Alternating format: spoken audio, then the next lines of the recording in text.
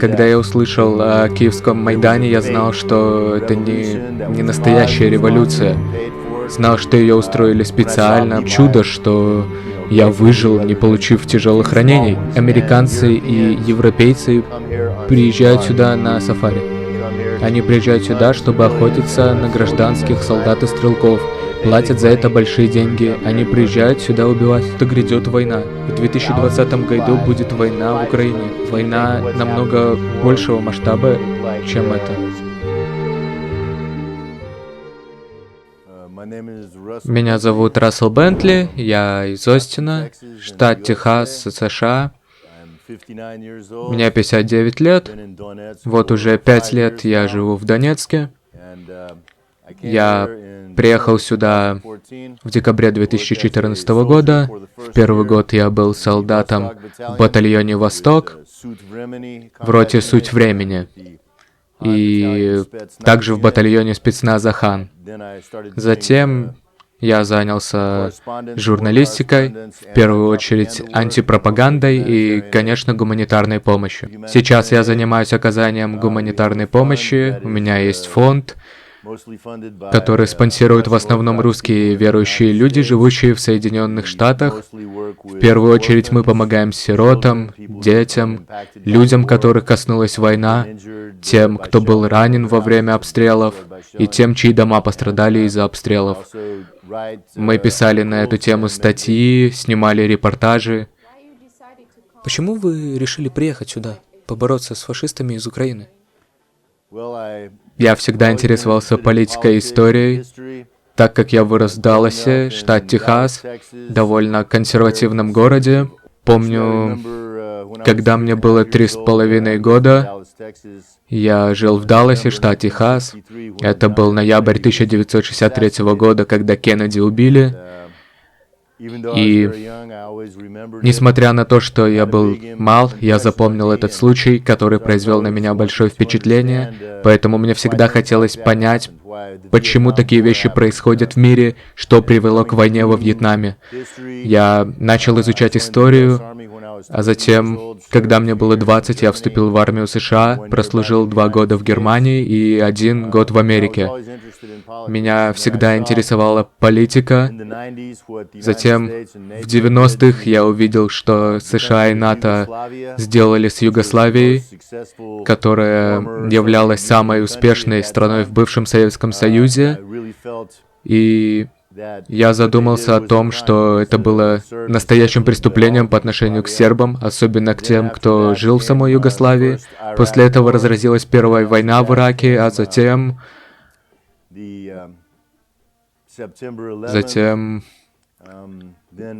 сентябре 11-го Афганистан и Ирак.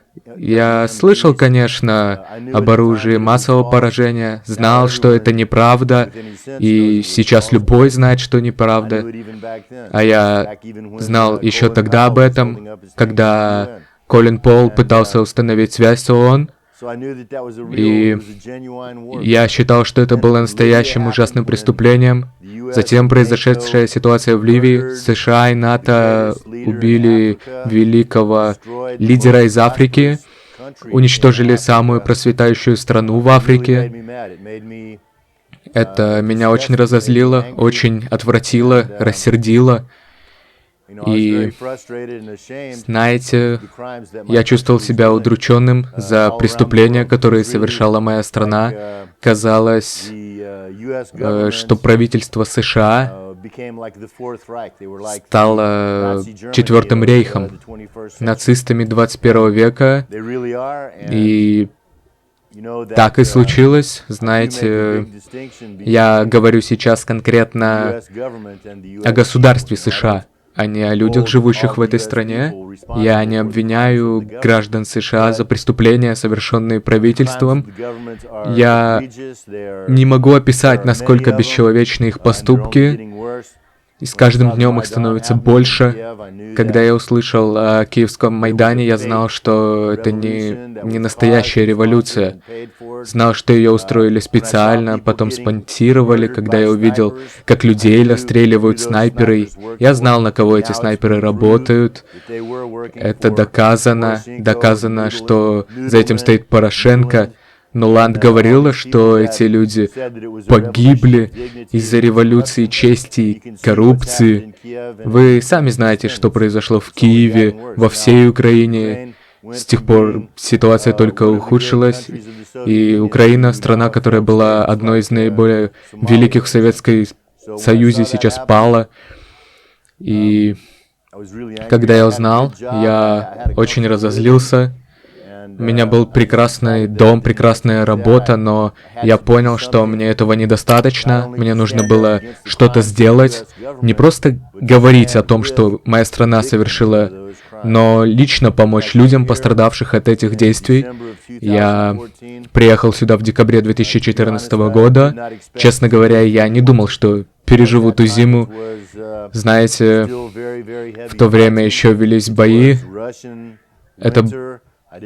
Это была настоящая русская зима, я совсем не говорил по-русски, мне было 54 года, и я приехал сюда, чтобы дойти до конца, победить или умереть. Возможно, вы слышали про битву за Алама, там 183 парня выстояли против армии, состоявшей из 3000 человек, перед ними стоял выбор сдаться или умереть. И они сказали, что мы умрем. Так и я чувствовал себя, когда приехал сюда. И я благодарен Богу, ангелу-хранителю. У меня были прекрасные помощники. Знаете, мне повезло оказаться в центре самых горячих точек, участвовать в этой войне. Это настоящее чудо, что я выжил, не получив тяжелых ранений. Вышел оттуда почти без царапинки. Где вы взяли деньги на эту поездку? Я продал все свое имущество. Машину, мотоцикл, гитару, оружие. Я обратился к сайту краудфандинговым компаниям. Кажется, они назывались Indiegogo. И, как вы уже знаете, как только я приехал сюда, сразу же вступил в армию. И после этого я нашел еще одну краудфандинговую компанию, которая спонсировала редакцию и публикацию моей книги, в то время как BBC и Houston Crouch писали откровенный бред, статьи, наполненные пропагандой. Они писали откровенную ложь касательно моей деятельности. Они писали обо мне как о солдате-коммунисте, который финансово поддержит войну. Учитывая, что прошло с тех пор, и я ушел из армии, BBC и Atlanta Council, которые писали статьи с неприкрытой пропагандой, они искусные лжецы, как, впрочем, и любые другие СМИ. Будь они из Америки или других западных стран, они профессиональные лжецы, пропаганцы. Их не волнует правда, им всего лишь нужно опубликовать информацию, вынести ее в массы. Они настоящие пропагандисты. Они распространяют ложь обо мне, заставляют меня молчать, пытаются сделать так, чтобы корпорации, зарабатывающие миллионы долларов, боялись меня. Боялись, как бы я не взял несколько тысяч долларов и не воспользовался ими, так как $1 правды стоит миллионы долларов. Вранья, абсурда, а все это, что есть у них, это вранье. Они лжецы, профессиональные лжецы. И знаете что? Они напуганы. Они хотят сделать так, чтобы меня перестали финансово спонсировать. Они хотят подключить все СМИ, стараются изо всех сил. Даже известные сайты банят меня. В Твиттере я в пожизненном бане. PayPal закрыл не только мой аккаунт, но и аккаунт по оказанию гуманитарной помощи, который был создан для помощи детям. И все же PayPal блокирует этот аккаунт. Я уверен, что пройдет время, и они продолжат работать в этом направлении. Знаете, мой аккаунт на Facebook тоже блокировали несколько раз. И за все время, что я там был, каждые 30 дней меня блокируют еще на 30 дней. Это так. Это настоящая цензура, настоящая экономическая война. Независимые журналисты пытаются рассказать правду, показать, насколько лицемерные СМИ. И более того, показать, как они лживы. Вы считаете себя коммунистом? Да, я коммунист. Я прочел много трудов по коммунизму. Когда я был еще подростком, я читал Че Гевару и интересовался историей Кубинской революции. В то время еще шла Вьетнамская война. Я прочитал много книг Хо Чи Минна. И то, что было написано в этих книгах, тронуло меня. И возьмем, к примеру, Кубинскую революцию. Они освободили людей, живущих в этой стране, островитян от иностранных захватчиков. То же происходило и во Вьетнаме. И я полностью за. Знаете, я верю, я христианин, и я верю, что ко всем людям нужно относиться в равной степени честно. Я не верю, что фашизм — это философия сильных мира сего и их рабов. Но именно так все и выглядит. Мы возвращаемся к неофеодализму, где есть король и его подданные, а все остальные обычные крестьяне. Я против этого. И я пытаюсь бороться против этого с помощью слов, и если нужно, то с помощью оружия. Потому что я верю, что все люди имеют одинаковые права по всему миру и одинаковые обязательства в обществе. Я считаю, что все должны быть равны. Суть коммунизма для меня не в том, чтобы нейрохирург и дворник должны получить одинаковую зарплату. Я имею в виду, что должно быть ограничение в любом цивилизованном обществе. Должен быть лимит бедности. Нельзя позволять старым бабушкам умирать от голода на улице. Это не признак цивилизованного общества. Должен быть лимит. У бедности должен быть лимит. Даже если мы говорим об умственно отсталых людях, или же просто ленивых, даже если у них нет никаких способностей, и они непригодны ни для какой работы. У них есть такое же право на еду, на жилье, на медицинское обслуживание. И то, как вы платите людям, которые не могут о себе позаботиться, я считаю, что должно быть ограничение. У богатства тоже должен быть лимит. Каждый миллиардер на Земле — вор и настоящий враг человечества. Никто не может заработать $1 миллиард. Никто не может быть настолько умным. Никто не может работать так много, чтобы заработать $1 миллиард. И все эти миллиардеры, посмотрите на них. Посмотрите, кто попал в список Forbes. Не может быть, что у них всего $1 миллиард. У них их еще 18 или 16 или 60 миллиардов долларов. Никто не может честно заработать такие деньги.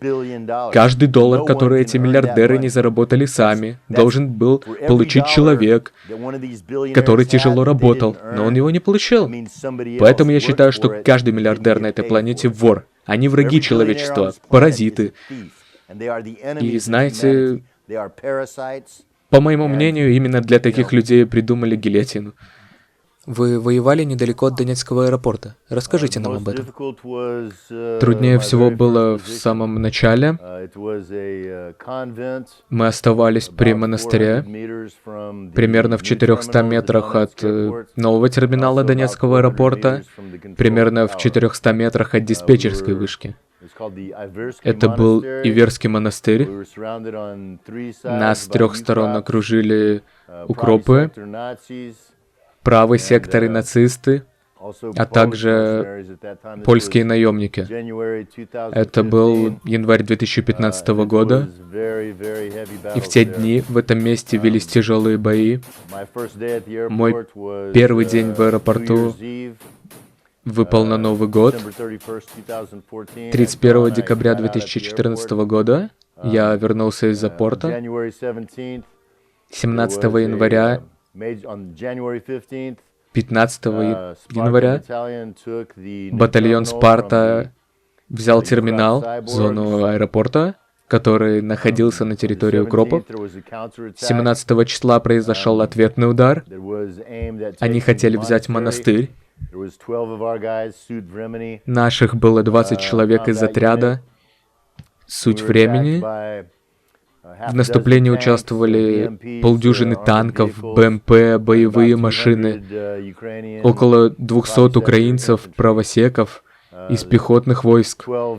12 солдат из отряда «Суть времени» держали оборону. В тот день погибло 3 наших ребят. Абсолютно все были ранены. Для меня это было самое тяжелое время. Затем, когда я был в «Спартаке», в марте велись очень тяжелые бои, стреляли каждый день. Каждую ночь в январе 2015 года, проведенный в монастыре, был очень тяжелым. Бои не прекращались. Кого бы из ваших командиров вы бы особенно выделили? Что ж, конечно, я бы выделил Моторолу и Гиви. Они были лучшими командирами. Но, конечно, лучшим из них был Александр Владимирович Захарченко, человек народа, истинный лидер и настоящий солдат, истинный герой во всех смыслах этого слова. Это была не просто трагедия, коснувшаяся людей, живущих в Донецкой Народной Республике. Его смерть наложила весомый отпечаток. Но мой командир, Александр Ходаковский, основатель батальона «Восток», также является настоящим лидером. И надеюсь, в один прекрасный день он станет президентом Украины. Понятно. В каких эскадронах вы были? В 2014 году и 2015 годах я воевал в батальоне «Восток», в отряде «Суть времени».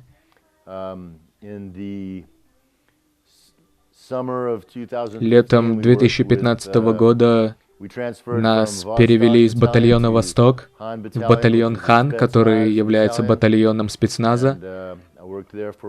Там я провел примерно 3 месяца. В декабре 2017 года я работал с МГБ, хотя нет, прошу прощения, с МВД, с полицией, а также на линии фронта в Ясиноватой. Вы убивали людей? Вели ли статистику? Ну, я не считал, скольких людей я убил. Я считал, скольких я спас. Сейчас я приведу один пример. 19 февраля 2015 года, примерно в 4 часа утра,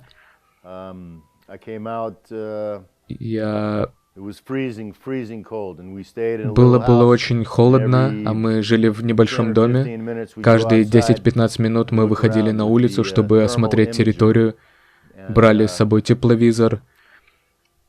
И я вышел на улицу, осмотрелся, было очень тихо, спокойно.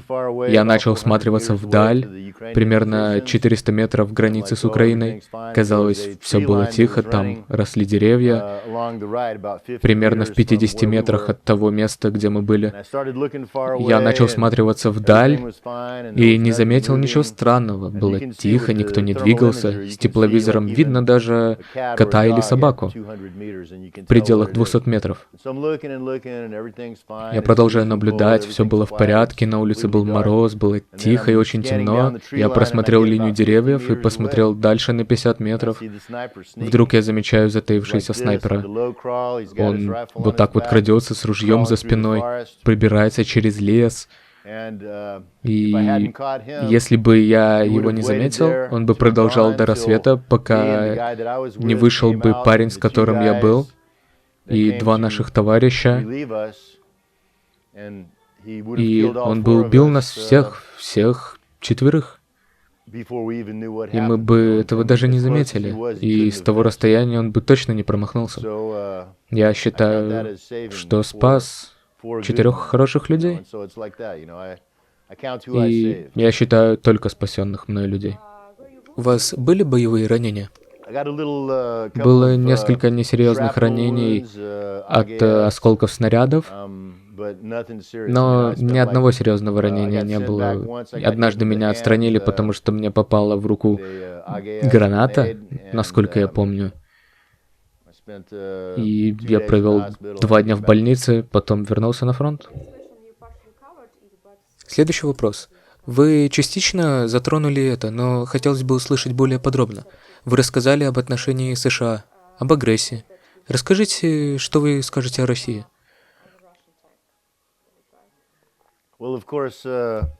Конечно, несмотря на то, насколько продвинуты военные технологии в России, не думаю, что они смогли бы построить танки, которые могли бы перелететь через Атлантический океан. Шучу, но я верю, что то, что мы здесь делаем, что делает Россия, очень...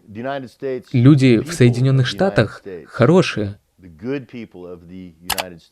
Хорошие люди из Соединенных Штатов хотят, чтобы их освободили от паразитов, от власти, от людей, того единственного процента, который владеет Америкой, правительством, и, может, 5-10% претарианцев, притеснителей, тех 90% хороших людей, живущих в США. Я надеюсь, что то, что сделали люди из Донецкой Народной Республики, сделают и люди в Америке. И я буду рад помочь им, чем смогу. В одном из интервью вы сказали, что по качеству оружие из России превышает оружие США.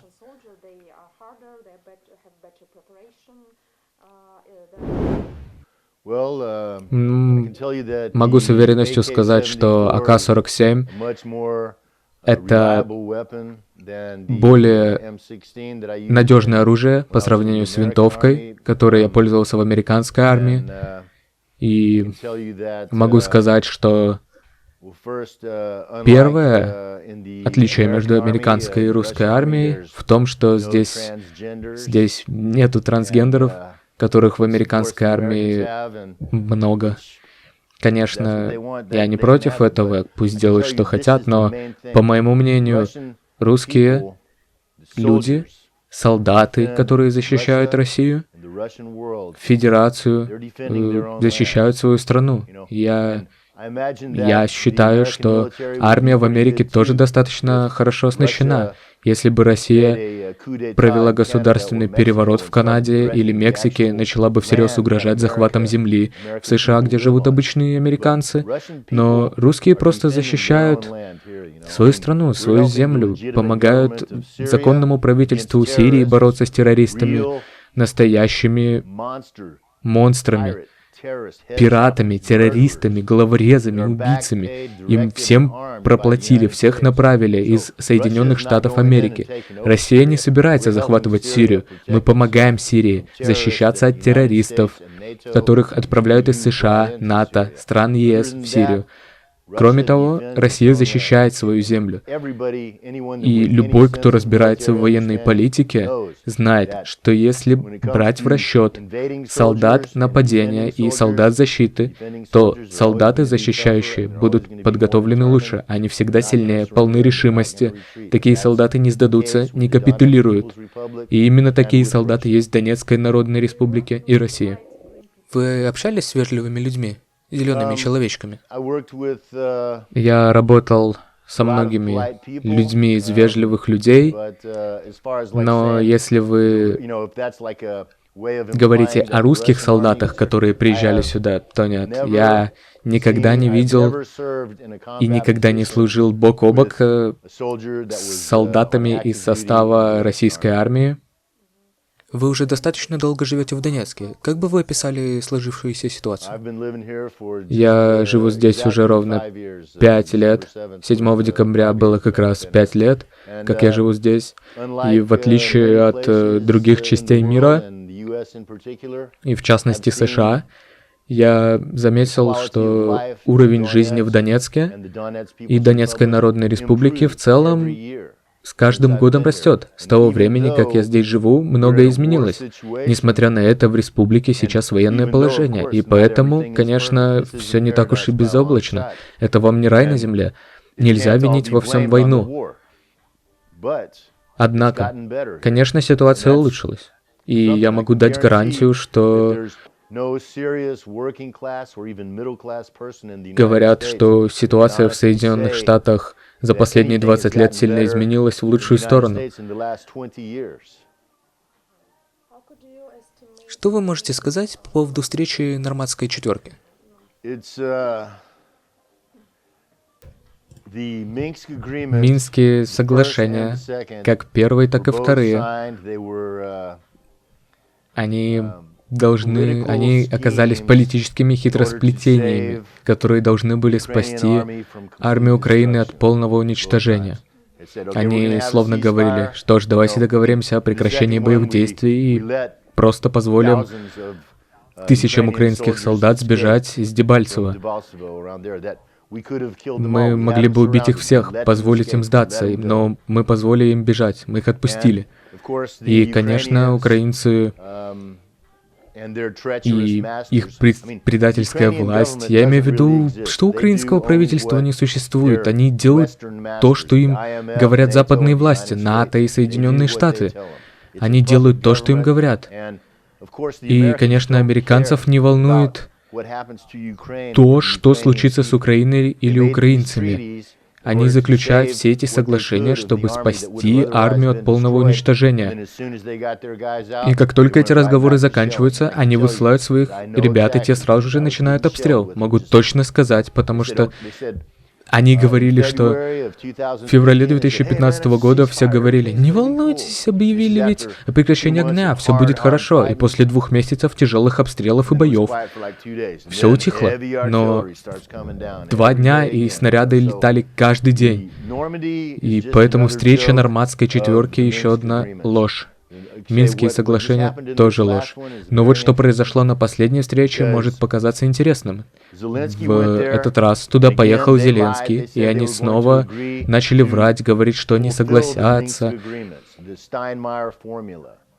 исполнять условия Минских соглашений, 4 главных пункта которой были выборы, Конституция, признание особого статуса, и тогда Украина сможет взять контроль над границами. Должны соблюдаться все 4 пункта.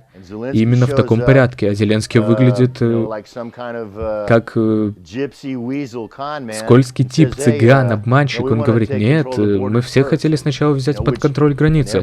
Все знают, что ситуация сложится точно как в Раунде. Если они возьмут контроль над границами, они начнут уничтожать население, проведут геноцид. И украинские нацисты скажут, мы будем ловить всех тех, кто служил в армии, и тех, кто работал в полиции, в министерстве, и будем кидать их в исправительные концлагеря во Львове или в штатах Донецка. Именно так поступали и фашисты из Германии 75 лет назад. Поэтому они притворяются, что готовы к переговорам, а на самом деле не собираются ничего делать.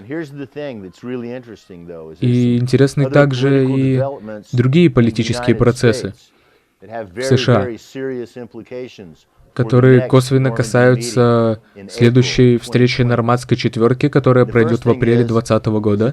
Первое, о чем важно сказать, это то, что в США есть один сенатор, очень подлый человек, которого зовут Кори Бейкер, по-моему. Он с штата Колорадо. Не так давно он написал заявление в Государственный департамент США, в котором просил признать ДНР и ЛНР террористическими организациями. И если они этого не признают, то Россия будет признана государственным спонсором терроризма. И все очень и очень серьезно. Так как по закону США, который сейчас схож с законом фашистской Германии, у них есть право делать все, что они хотят. Называть ДНР и ЛНР террористами — это в первую очередь лицемерие. Просто невозможно это воспринимать от страны, которая стояла за созданием ISIS и Аль-Каиды. которая 50 лет назад выставила карательные войска в Латинской Америке, и после этого они говорят, что террористы мы всего лишь защищаем свою землю. Мы позволили украинской армии отступить в 2015 году. Мы их пощадили. Как мы можем быть террористами? Мы никогда не нападали первыми на тех, кто нас не трогал. Суть в том, что это для них просто псевдозаконное политическое оправдание, благодаря которому они налагают больше санкций на Россию и нападают на ДНР и ЛНР. В апреле 2020 года пройдут самые масштабные военные испытания, называемые Europe Defender 2020. Это будут самые масштабные испытания НАТО за последние 25 лет. В них примут участие 20 тысяч американских солдат, включая первую кавалерию из Форт-Хауса, Техас, с места, которое находится в 650 километрах того места, где я жил. 2000 американских солдат будут там. Танки, вертолеты, ударные войска. Испытания будут длиться 2 месяца. Присоединятся 60 тысяч солдат НАТО. Все это будет происходить на территории Польши. Кажется, это коснется также и Румынии, Болгарии, Латвии, всей Европы. Именно в это время пройдет следующая встреча Нормандской четверки. Я думаю, что просто США скажут Путину: мы требуем, чтобы вы нам позволили закрыть границы, а затем полностью пересмотреть условия, формулы Штайнмайера и Минских соглашений. А если вы это не сделаете, то наш договор аннулируется, и не будет никакого соглашения. И нам придется снова проводить антитеррористические операции, но в этот раз ЛНР и ДНР будут официально признаны террористическими организациями, и войска НАТО, как и войска США, которые будут в Польше, окажутся на линии фронта ДНР примерно за 2 дня. Вы понимаете? И кроме того, там будут ударные войска, лучшие подразделения 82-я воздушная десантная, лучшие военные подразделения США, солдаты, которые бывали в боях, которые участвовали в каждой войне со времен Великой Отечественной. И всего за 2 дня они смогут оказаться на линии фронта, а может и позади линии фронта, а затем отправят в наступление укропских солдат. А что будет потом? Причина, по которой ДНР и ЛНР выдержали наступление 2015 года, кроется в негласном, но известном факте, что в случае масштабного наступления украинских войск русская армия не останется в стороне. Она не будет наблюдать за тем, как нас убивают. Но если там будут 20 или 30 или 50 тысяч солдат из армии НАТО, которые будут стоять за армией Украины, тогда это уже не будет восприниматься как защита земли от украинских захватчиков. Тут уже разразится война между Россией и НАТО и Украиной. Это все очень серьезно, и мне кажется, что так все и будет. И, к сожалению, несмотря на то, что я очень уважаю и ценю работу Владимира Путина, Сергея Лаврова, великую власть Федерации, которая, по моему мнению, отлично справляется со своей работой. Они очень открыты, честны, но они не безгрешны. Они совершили 2 очень серьезные ошибки в 2014 году. Они позволили пройти Майдану, не препятствовали этим нацистам. Если бы они тогда предприняли действия, грубые, но оправданные действия, это бы спасло жизни тысяч людей. Это предотвратило бы войну или хотя бы уменьшило ее масштабы. Тогда они совершили 2 грубые ошибки, и сейчас нам надо бороться с их последствиями. Владимир Путин однажды сказал: «Я родился и вырос на улицах Ленинграда, где я усвоил для себя, что если боя не избежать, то нужно первому идти в наступление». И он был прав. И сейчас это уже не происходит на улицах Ленинграда, а происходит во всем мире. И у Путина есть выбор. Он может пойти в наступление сейчас, или же ждать, пока войска НАТО не дойдут сюда. Он может заставить Киев, всю Украину волноваться. Русская армия может захватить Киев меньше, чем за неделю. И они могут сказать, мы оправдываем это вторжение иными словами, освобождение, так же, как и США оправдывало действия в Ливии. Действия, которые они предпринимали в Югославии, Ираке, в Сомали и в Сирии. Мы действуем по такой же логике. Мы назначили Александра Ходорковского президентом Украины, как США сделала в Венесуэле. Понимаете, высказывая те же оправдания. И если они так поступят, они спасут тысячи жизней, потому что грядет война. В 2020 году будет война в Украине. И серьезная война, война намного большего масштаба, чем это. Это скоро случится, и Россия в любом случае победит. Я в этом уверен. Но если она начнет действовать до того, как НАТО приведет свои войска, это спасет тысячи жизней, спасет Украину от полного уничтожения. Они могут вернуть Украину, сделают ее снова русской страной. Ведь Украина и Россия были братьями на протяжении тысяч лет. Все было на своих местах. И все люди, кроме нацистов, понимают, какую ужасную ошибку они совершили. Они понимают, что миллиарды долларов, которые Международный валютный фонд занял Украине, были украдены американскими и украинскими олигархами. И сейчас украинцы должны будут выплачивать этот долг. Они продали всю инфраструктуру, продали все фабрики, сейчас они продают землю. Эти люди будут рабами в своей стране, рабами иностранных хозяев. Если Украина вернется к России, они могут сказать, «Эй, знаете, мы не видели этих денег, но Международный валютный фонд требует, чтобы мы их выплатили». Они могут пойти и поговорить с Порошенко, могут поговорить с Джо Байденом, могут поговорить со всеми теми мерзавцами, которые украли эти деньги. У них миллиарды. Так что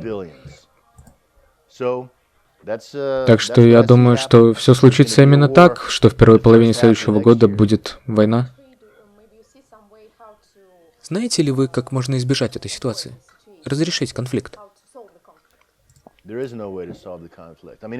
Этот конфликт разрешить невозможно. Это похоже на 41 год. Нацисты собираются нападать. Единственный способ решить конфликт — бороться с ним и победить, а затем очистить Украину от нацистов, вернуть ее в Россию. Это единственный способ. Другого пути нет. Даже если Путин скажет, «Хорошо, мы позволим вам закрыть границы, позволим убить всех людей в республиках Донбасса». И знаете что? Они это сделают, а затем скажут, мы хотим забрать Крым тоже. И что? Путин просто возьмет и отдаст Крым? Он не может этого сделать. Даже если он это сделает, они скажут, мы хотим забрать и Ростов. Понимаете? Принимали ли вы участие в поисках Уильяма Пола Райли, который пропал в 2015 году? Да. Здесь говорится, что не так давно была найдена его могила. Говорят, что его убили военные. Это правда? Кто его убил? Его убили точно не военные из ДНР. Если вы знаете имена, назовите нам тех, кто мог его убить. Не знаю, меня там не было. Мы нашли его, и он уже был мертв. Зачем вы звонили журналисту Боре Калмыку и просили его забыть об этой ситуации? Я никогда ему не звонил, ни разу не говорил с ним. Чем вы занимаетесь сейчас? Расскажите нам о своей гуманитарной миссии, о своем блоге. Что касается гуманитарной помощи, мы начали помогать людям еще в 2015 году. В основном помогали детям. Сейчас мы финансово поддерживаем некоторые детские дома, помогаем школам, детским садам, семьям, чьи дома были разрушены из-за обстрелов. Впервые Я занялся гуманитарной помощью, когда помог Ане из Горловки в 2015 году. Ее дом пострадал от снарядов украинской армии. Ее муж был убит, ее 11-летняя дочь была убита.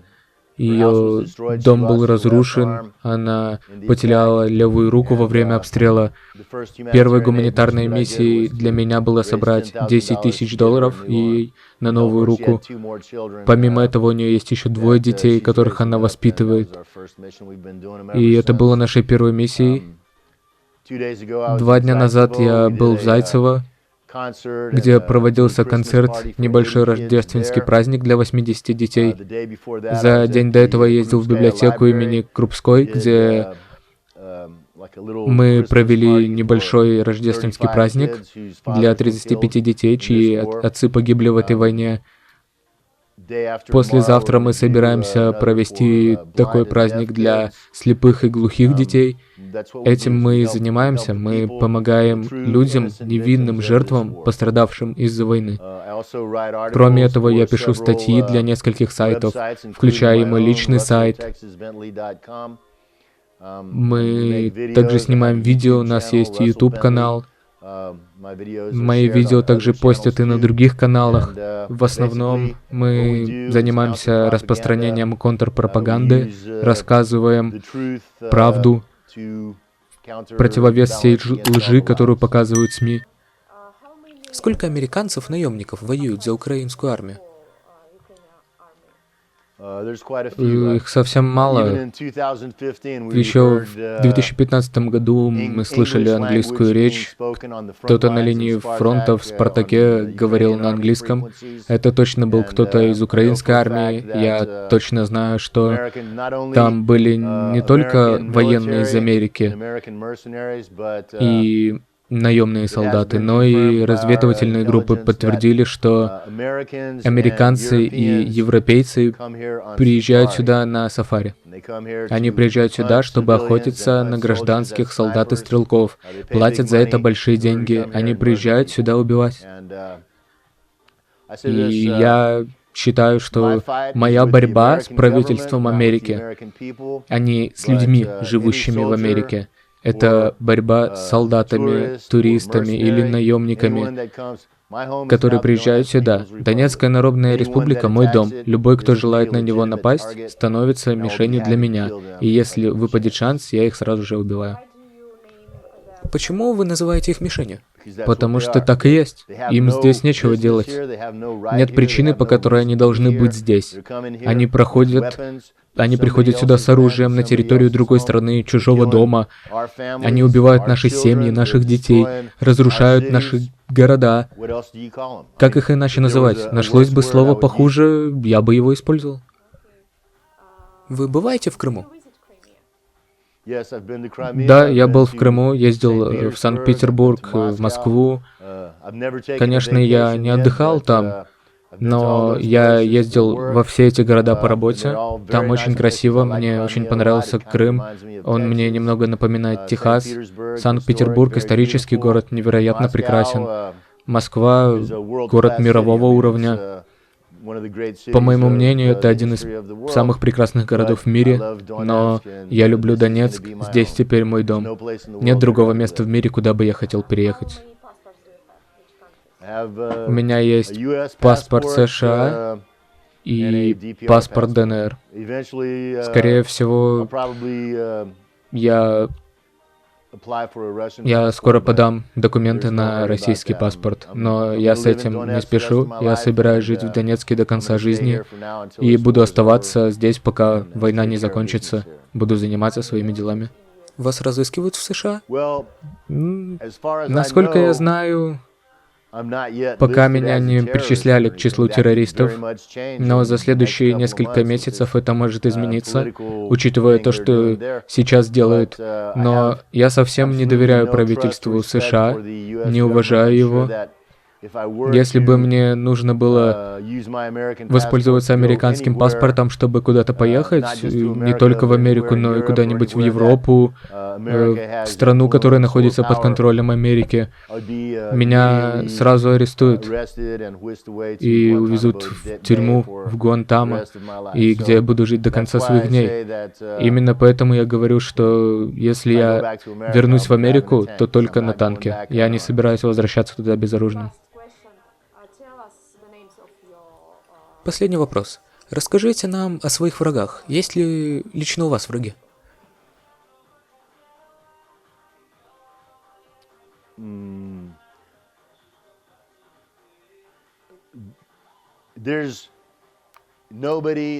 Лично я не считаю себя врагом кому-то. Нет никого конкретного, кого мне хотелось бы убить. Но любой, кто сюда приедет, я имею в виду каждый солдат из батальона Азов — мой враг. Любой, кто в правом секторе — мой враг. Они хотят меня убить. Они сами это писали, говорили это мне. Сегодня мне приходило сообщение от парня из первой кавалерийской дивизии. Я не собираюсь ни на кого охотиться, не буду нападать на чужую землю. Я не выхожу из квартиры без пистолета. Дома у меня лежит пулемет. Если кто-то захочет на меня напасть, я нанесу ответный удар. Я не пацифист. Есть определенный тип людей, нацисты, которые для меня похожи на бешеных собак, ядовитых змей. Я не вижу причин договариваться с ними, вызывать их к совести или человечности.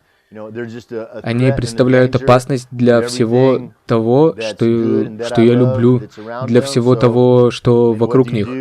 Что бы вы сделали, если бы увидели ядовитую змею рядом с вашим ребенком? Вы бы убили ее?